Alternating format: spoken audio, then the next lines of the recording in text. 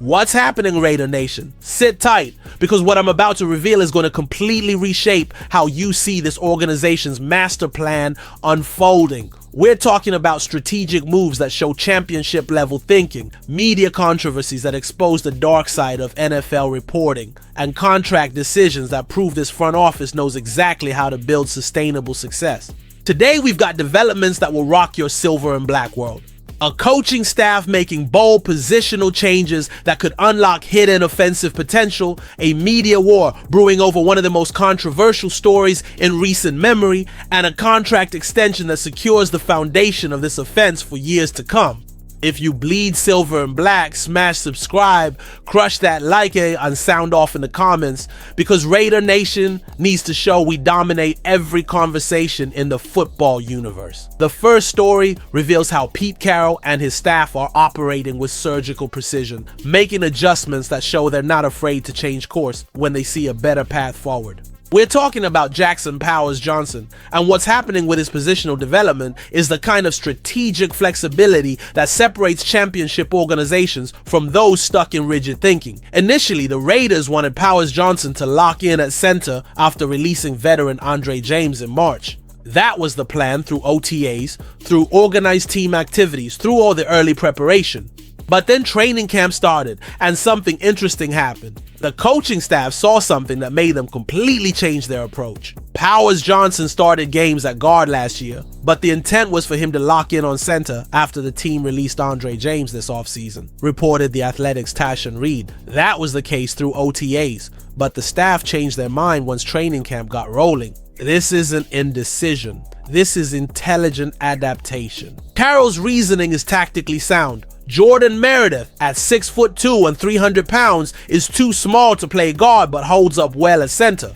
Meanwhile, the 6'3", 328-pound Powers Johnson offers superior options at right guard, especially with Alex Kappa signed to start there. What makes this move brilliant is that it maximizes the talents of both players. Meredith gets to compete for a starting role at his natural position, while Powers Johnson, who made the PFWAO rookie team in 2024, gets positioned where his size and athleticism can have maximum impact. Carroll believes this competition will ultimately make the team better. It's the heart of everything. These guys are battling for their playing time. JPJ is working his tail off, and both those guys are battling, so it just makes us better. This is championship level roster management, Raider Nation. The willingness to adjust plans based on what you see in practice, the ability to put players in positions where they can succeed, and the understanding that internal competition drives everyone to higher levels. But just when the offensive line flexibility was generating excitement about the coaching staff's strategic thinking, a completely different kind of story was exploding across NFL media. One that reveals the darker side of how information gets manipulated in today's sports landscape. The second wave centers on something that goes far beyond football, diving into the murky world of NFL reporting and how stories get shaped by agents, sources, and media personalities with their own agendas. We're talking about the Christian Wilkins situation, and what Mike Florio revealed about Adam Schefter's reporting is going to make you question everything you think you know about NFL insider information. Here's what happened. Schefter reported on the Pat McAfee show that Wilkins playfully went to kiss a teammate on top of his head, and that the teammate took offense and filed a report with HR. It sounded like a relatively minor incident that got blown out of proportion. But Florio fired back on social media, writing, "That is definitely not the story that has been making the rounds." And then, on PFT Live, Florio dropped a bombshell about how the insider game really works. Christian Wilkins has representation that is charged with finding him a job. So what do? You work the angles. You work your sources, Florio explained. Let's call it what it is. David Mulugeta represents Christian Wilkins. He's working Shefty to get Shefty to put a story out there that is favorable to Christian Wilkins. The implications are staggering. According to Florio, this is how the transactional nature of NFL reporting works. Why does the reporter do it? Because it pays off on the back end. For example, when Micah Parsons signs his contract, Schefter may be the first one to report it now. because it's the same agent representing both guys. This isn't just about one story or one player. This is about the entire ecosystem of NFL information and how it gets manipulated. Florio continued, every once in a while you eat a little shade tea, you push something that may not be accurate, or you let somebody tell you a lie that you put out there because you know they'll owe you one and they'll make it up to you on the back end. What makes this even more significant is that Florio claims to know the real story about what happened with Wilkins, but he hasn't revealed it yet. The version making the rounds privately is apparently much different and presumably much worse than what Schefter reported. This situation exposes how fans and organizations get caught in the crossfire of media manipulation. The Raiders are dealing with a grievance from Wilkins seeking $25 million in guaranteed money, while also managing the public perception battle being fought through selective leaks and favorable reporting. The lesson for Raider Nation is clear. Not everything you read from even the most trusted insiders is necessarily the whole truth.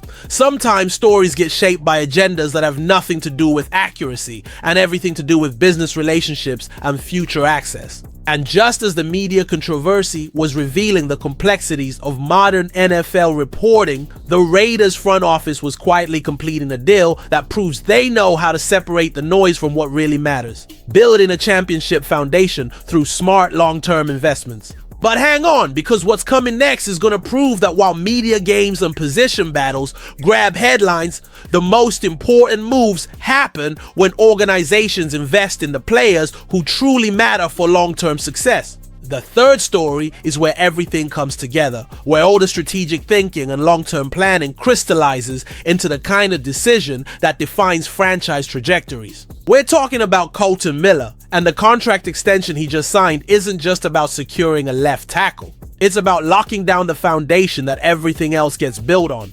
The deal. 3 years, $66 million with $42.5 million guaranteed. These aren't just numbers on a contract. They represent the Raiders' commitment to protecting their most important investment and ensuring offensive stability for years to come.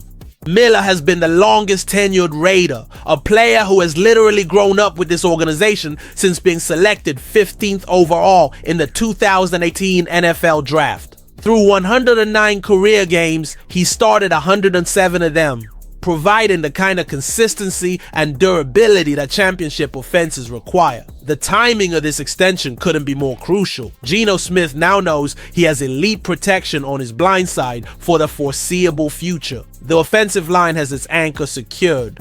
The entire offensive philosophy can be built around knowing that the most important position on the line is locked down with a player in his prime. Miller's journey hasn't been without challenges. Last season was rough, with him giving up 11 sacks and 65 pressures while dealing with the aftermath of shoulder surgery. The entire offense struggled, finishing last in rushing at just 79.8 yards per game. But that adversity only makes this extension more meaningful. The good news is that Miller is 100% healthy now, showing his old form during OTAs and training camp. When he's playing at a high level, it elevates the entire offensive line. His presence allows other players to focus on their assignments without worrying about additional help. What makes this deal brilliant from the Raiders' perspective is the value.